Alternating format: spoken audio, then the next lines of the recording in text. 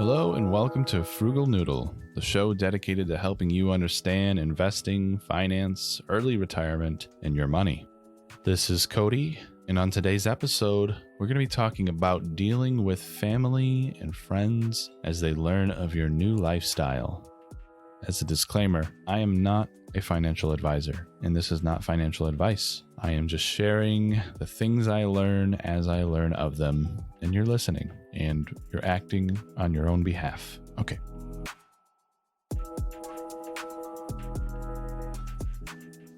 Money can be a touchy subject with friends and family, and depending on your personality, it can be hard to know how to react in certain situations. Now, when you bring up financial independence, retire early, otherwise known as FIRE, the FIRE movement, to friends and family. Well, it depends your age group, I guess, but some friends might just be like, okay, whatever, dude, that sounds like a really boring thing to talk about when we're hanging out. So you move on to the next subject, or you get some people that are genuinely interested, or you get some people that are seemingly offended by the notion and don't think it possible. You can also get people that might want to try to take advantage of that new lifestyle that you are now partaking in. And that's why money is always a touchy subject. Sometimes it's best to just not bring it up. But if you're motivated by it and you want to motivate others by it, I understand wanting to bring it up. Here I am, broadcasting my lifestyle on a podcast available to the world. But I've seen a lot of issues come up through sharing this new lifestyle with friends and family, namely through the FIRE subreddit. But basically, I think you know where this is heading. There are times when people will know how well you are doing in one way or another and try to take advantage of your guilty conscience to do what you believe is good. And I'm going to tell you right now that what you may think is good to do, sure, it is nice and noble, but it's not always the right thing to do depending on the situation. When money becomes a subject between people you care about, there are those that would never seek to take advantage of you and those that have no problem doing so. And when somebody approaches you in this new lifestyle, aware of how good you are with your money now, they might try to treat you like a bank that they can get a loan from. And you might find it hard to say no. You might evaluate the situation and say, hey, I am doing pretty well with my money right now. I guess I can help them out. I'm going to tell you that it is up to you ultimately how you handle those situations. But here's what I personally would do, regardless of family or friend, doesn't matter. First thing I would want to know is exactly why are they asking for the money? Exactly what is every dollar going to equal for them? And that's not saying that I'm going to give them the money, but if they're going to treat you like a bank, then you should treat them like a potential member to your bank, somebody that you are going to give a loan to. How would your bank treat you if you walked in tomorrow and wanted a loan for X, Y, and Z? Well, they'd want to know what exactly X, Y, and Z are first. Where are you going to be putting every one of these dollars? If you've ever bought a home, you know that the process to buying a house isn't so cut and dry. You don't pick a house and you have a loan that deals in exactly the amount of that house. So there you go. You got a house now, right? No, there's a very stringent audit process before you can even get the loan. And then the house itself, depending on your loan, is audited as well to make sure that it's actually worth what the seller is asking for. And by the time it's all said and done, the price might come down. And anyways, there's a whole lot to the process, right? So if someone's asking you for money, first thing you want to know is where is it going? Second thing you want to know, and again, this is all my opinion, is why don't they have the money now? And this is a broad question that can be answered by saying, well, I lost my job, or I blew it all at the poker tables, or something like that. But to be more specific, for me, if someone were to ask for money, the first thing I would ask is to see their budget, which they're going to most likely cock their head at me and wonder what I'm asking for, because most people don't live with a financial budget. And so, yes, you look this person in the eyes who is giving you a story about why they need money from you, And despite the legitimacy of their story, despite the severity of the situation, you ask them for this budget, and their response is probably going to be, I don't know what you're talking about. I don't have one. And from there is when I would be a little more involved in understanding this whole situation. And in that sense, I mean, if they're going to be asking for money from me because they know I'm doing well with money, then I'm going to be asking to view exactly where their expenses are placed. Where is their money going to? Why can't they afford the thing that they are asking me money for? And I'm just thinking of scenarios that I've seen on that subreddit that I just referred to, but I've seen situations that people in this lifestyle describe, saying that my brother reached out to me and he needs to borrow $5,000 and I've already loaned him money, and my mom is saying that I have a lot of money, so I should be willing to give it to my brother without any questions. But I think this is where people that don't understand money wrap emotions into it and take advantage of people who do understand money by playing the friends and family card, which I'm not saying that that's not valid for someone to ask for help when they absolutely need it. But I also think it's completely valid for the person in return to ask to see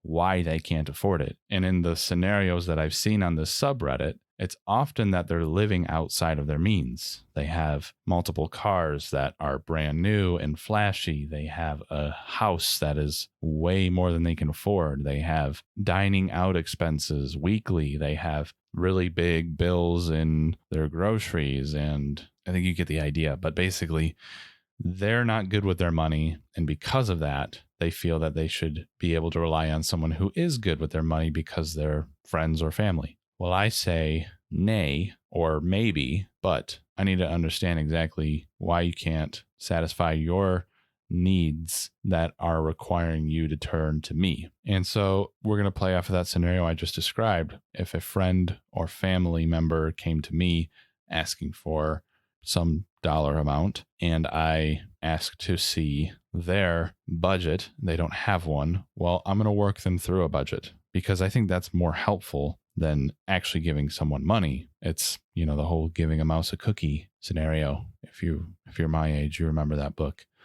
But by walking them through understanding their expenses, you might be able to teach them how you got involved in this lifestyle, and they're able to do the same eventually. Once they're aware of how poorly they're handling their money, then they can make better decisions financially. And that can even be where the contingency is held. Hey, I will loan you this amount of money, but you need to cut these expenses in this area for you to ever be able to afford to pay me back. And you might even go so far as to say, I'm going to charge you interest because this is money that I would have invested and would have growing, but I can't because it's going to be in your hands. So I at least need to combat inflation or something.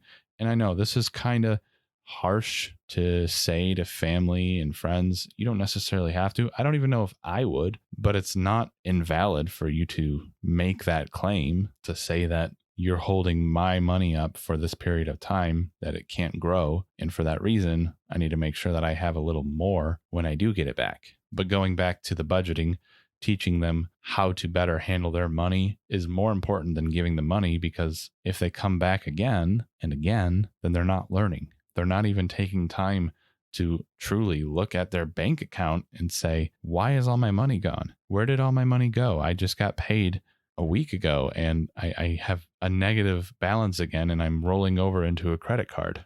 And of course, this kind of goes back into the topic of lifestyle inflation, which I've mentioned before. I haven't dug into deeply, but essentially it's just somebody who is doing well as far as their salary goes, thinks it means that they need to make more financial decisions to symbolize their status. And because of that, they are more likely to put themselves in a situation where they're house broke, as it's called, which is having more house than you can afford. But it can translate into other things like fancy cars and fancy toys like boats and stuff. Anyways, so you walk through this budget with this person, you show them what you would do in this situation, and try to teach them a lesson, because they are family, they are friends, and you love them. And it's probably going to feel like a hostile situation, and they might retaliate and just say something along the lines of, if you really love me, you just give it to me and not question all this. But I would argue the exact opposite, that if you really love them, you would teach them how to do better. And if you really loved yourself, you wouldn't let them take advantage of you. Friends and family are important, but there's only one you. And if you let people take advantage of you till you're in the ground, then you never really got to be the full potential of you that you could have been. Now, beyond teaching them how to understand their expenses and their budget, I don't think you need to be more involved in that. I think you can give them some guidance along the way, but really, you're not necessarily even going to be trying to set them off on the same path that you're on. You don't need to teach them how to fire. You don't need to teach them how to achieve an early retirement. All you need to teach them is to be better with their money, to understand the value their money actually has. Teach them how to build a savings. Teach them how to invest a little, but it doesn't need to be about, this is your fire number, this is your 4% rule. You don't need to teach them all that. If they want to learn that, then by all means, if you have the time and energy, you can teach them that. I personally wouldn't mind doing it. I mean, I would probably refer them to this podcast and some other resources. But yeah, ultimately, though, we love our friends and we love our family. So if they learn of your new lifestyle or you're sharing it with them and they try to take advantage of it, they may be offended when you retaliate and say, hey, I'm not going to just give you this hard-earned money that I worked to understand better than you have ever tried to with your own, but I am willing to help you understand yours better so you can do better with it. But offended as they may be, it doesn't matter, because you're there to help them, but more than anything, you're there in that exact point in your life because of the effort you put into it, and you don't owe anyone anything for that. It's not your fault that they're in the position that they're in. I guess if for some reason it is your fault, then maybe you should work out something, but most likely it's not your fault. But this is kind of like a worst case scenario. I mean, I guess it could get worse than that, but this is a bad case scenario of an interaction between friends or family when it comes to them learning of your lifestyle. There's also the opportunities that may be good in that they're so interested in it that they're also going to tread down the path alongside of you, and they may look to you as a mentor. And I think you should always be willing to offer to educate when you can. But if you don't want to, you could also share a link to this podcast, and then they can listen to me, and then I'll have more downloads, and that'll be cool. But community in any goal is key to being motivated and staying motivated and finding success. So if they're on board with the movement, by all means, I totally recommend you helping them out and understanding it and getting started. And I think that would really just basically look like the same scenario as if they had asked you for money and you said you want to see their budget. That's the perfect place to start and say, well, where are you at right now? What does your debt look like? You don't necessarily got to talk figures, but you could even figure out like a percentage of assets versus debts, so you can get an idea of how far they are from a positive net worth. And I'm going to talk about net worth in a future episode, but I did think that this one was important for anyone that's just getting started on this journey, because if you told family tomorrow that you started on this journey, they're going to think you already have money, even if you're still deep in debt and have a very negative net worth. So hopefully you don't encounter a situation where things turn sour between friends or family because they're asking for money. But I do think that you, as the holder, have all the right to say, if I'm going to help you, then I'm going to help you in the right ways. And giving you a loan with no questions asked is not helping you. I mean, heck, if you can pull a credit score on them, I would do that. But what I think would be cooler than that is if they were just on board and were hoping to tag along with you and learn as you learn. And if you're ever looking for a sense of community, there are so many forums out there and Facebook pages and groups, and there's so many ways to get connected with people of this mindset. You can always reach out to me. I have plenty of ways to be contacted, and I'm always down to chat. But I think the hardest family to deal with when it comes to this lifestyle is the family that you're married to. And by that, I mean specifically your spouse, not necessarily your in-laws. I am very fortunate to have a wife who is absolutely down with this movement, with this lifestyle. It makes it so much easier to stay motivated, and even more so because we pull each other back on track whenever we're deviating from the path in any way. But I've also read of scenarios where one spouse just wants to jump in this and the other one is like, I ain't going to give up all my debt. I want to be in debt for a long time because the things I'm in debt with make me happy. And that might be true. They may make you happy, but a little shift in perspective is key. So that scenario, I think I'm going to get into in a future episode. I'm talking more right now on friends and not necessarily immediate household family. But ultimately, what I want you to take away is that you're here for you. You got to take care of yourself. It's not wrong for you to say no when you know that it's going to do more harm to you than you can handle. I'm also going to say that it's fine for you to help out, even if you don't want to ask questions. However you want to handle the situation is up to you. But I'm letting you know that it's a very valid thing for you to say, I got to understand this situation down to the last decimal before I give you any money. Love you as much as I do. I got to do what's right by me. Hopefully you never face that situation, but just in case you do, hopefully this is a little bit of a crash course in how I would handle it anyways. But thank you for listening to this episode. It's a little bit more of a personal subject, but I think when it comes to finance, there's a lot of personal subjects that are involved. Make sure to subscribe wherever you get podcasts so you get the latest updates on the latest episodes. And be sure to follow Frugal Noodle on social media. I have a link tree in the show notes. The music for this episode was produced by CARBS. If you'd like, feel free to reach out to me on any of those social media platforms. I also have an email. It's frugalnoodlepod@gmail.com. This is Cody of Frugal Noodle. Thank you for listening. See you next time.